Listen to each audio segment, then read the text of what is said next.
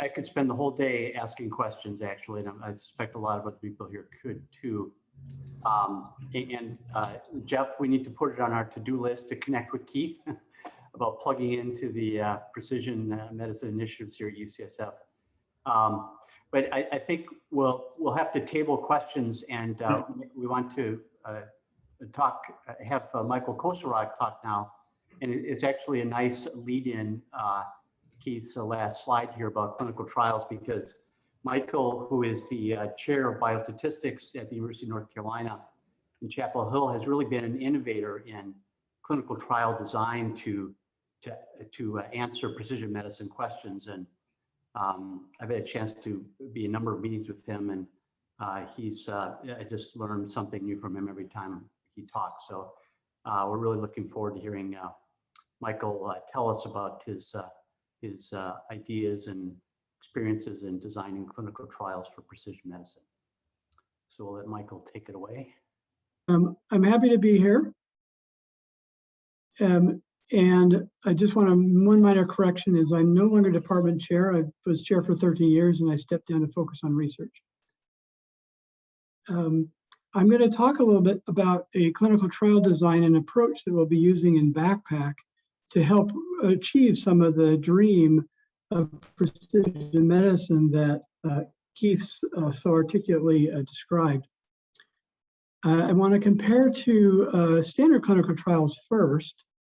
In most clinical trials, and this is illustrated a little bit with a diagram here, we have possibly a heterogeneous group of patients, but our goal is to find a single treatment that's superior to another treatment.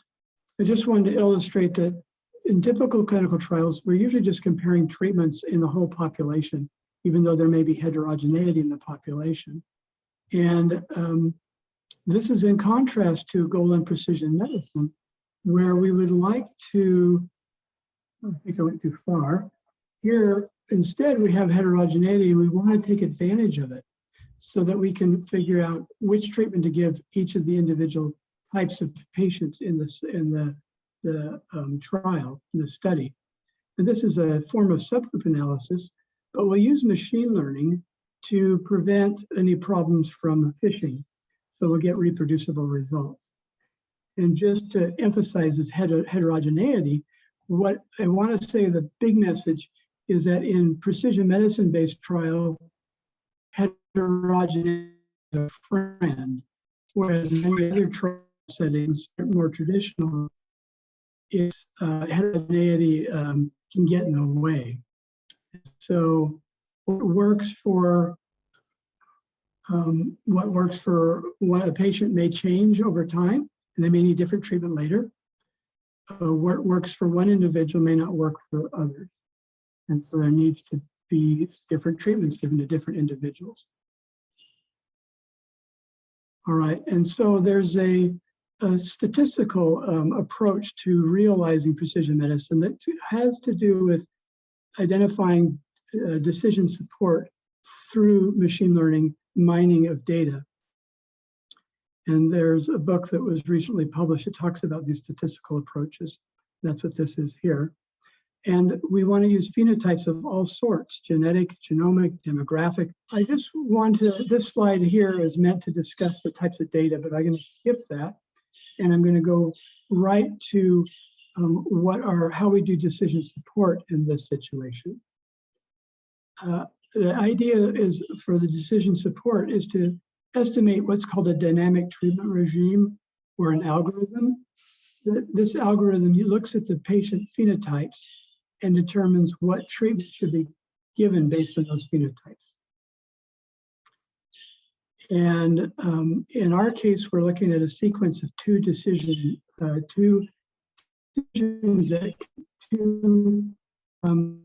rules that can be based on the patient's baseline information, their phenotypes, and how they respond to treatment over time. And so the overall goal of the BACPAC, the large joint clinical trial involving all the centers in BACPAC, or many of them, is to use patient phenotypic information to estimate treatment guidelines, dynamic treatment regimes, of the best initial treatment and best subsequent strategy of treatment for those who are not successful in the initial treatment.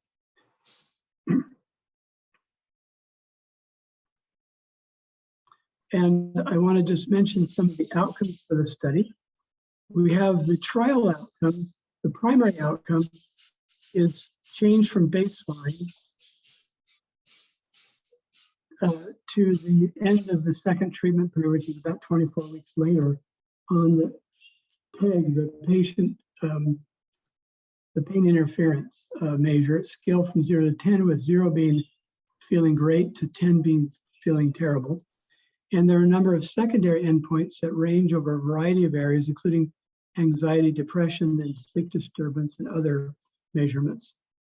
And what the initial, after 12 weeks of the initial treatment, the second treatment will, what's done in the second treatment will depend on their response to the first treatment through this use of the PGIC, which ranges from very much improved with 1 to no change at 4, and all the way to 7 were very much worse. So here is the schematic of trial design. You'll notice it's fairly complex. We have a run-in period of 2 weeks, followed by randomization to one of 4 treatments. And their patients are then followed for 12 weeks on that treatment. And then their PGIC is examined. And depending on that, they either stay on the treatment that they currently have if they're doing extremely well, they augment, or they switch to a new treatment, depending on how well they respond. And then those augmentations and switches are randomized. So one question I want to answer right off the bat is, are we testing a specific hypothesis? The answer is no. We're not testing any single intervention or combination of interventions, or even any single link between phenotypes and interventions. The focus is on estimating dynamic treatment regimes that consider patient phenotypic data and response to initial treatment to maximize the overall improvement in pain from baseline.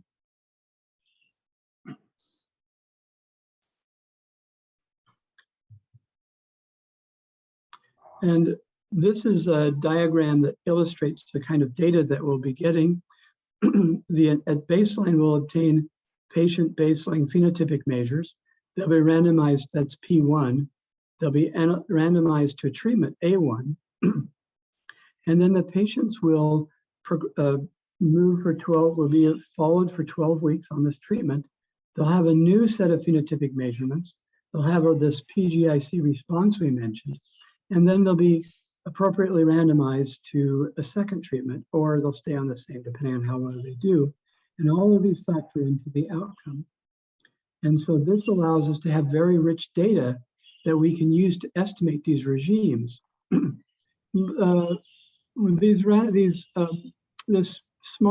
particular design of a randomized trial, it seeks to estimate using machine learning after the trial is completed.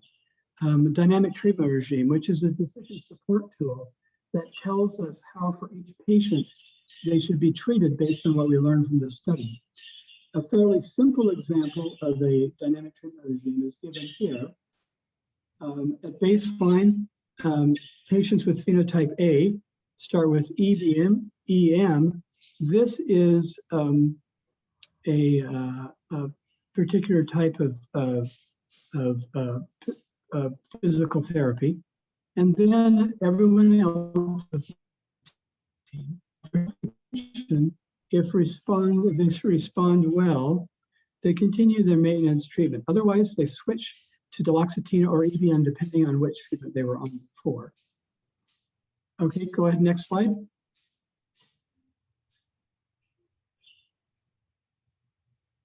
Okay, go ahead and skip to the next slide, please. Okay, this is a little more complex dynamic treatment regime. And remember, we don't know these in advance. So this is what the clinical trial will help us learn. But here's another example. What we could learn is that when a patient first presents, we would look at whether they had depression or anxiety and their PEG level. And based on that, they could be assigned to duloxetine, ACT or EBM. And then next slide. And then after 12 weeks, they're re-examined, and based on their PGIC, they're either stay on the same treatment or they're switched according to the rule that was estimated from our machine learning tool based on the clinical trial data. So next slide.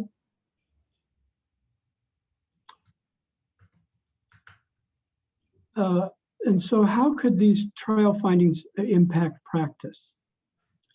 The estimated dynamic treatment regime is a decision support tool that could be used at point of care to help improve outcomes in patients with chronic low back pain.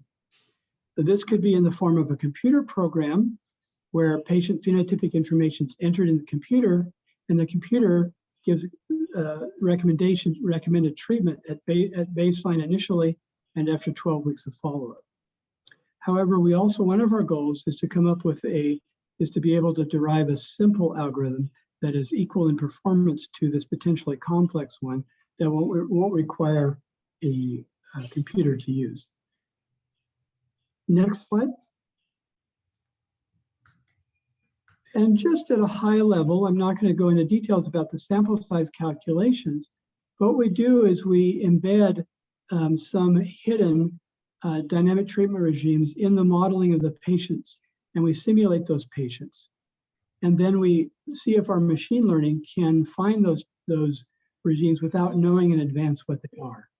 And we were able to determine the sample size for which that was highly successful with a high probability. Next slide, please. So some of the conclusions of this talk, and I kind of skipped a little bit, knowing that we're having a little connectivity trouble. And I wish I knew what caused that and I would be able to stop it. But nevertheless, here's some conclusions from the presentation.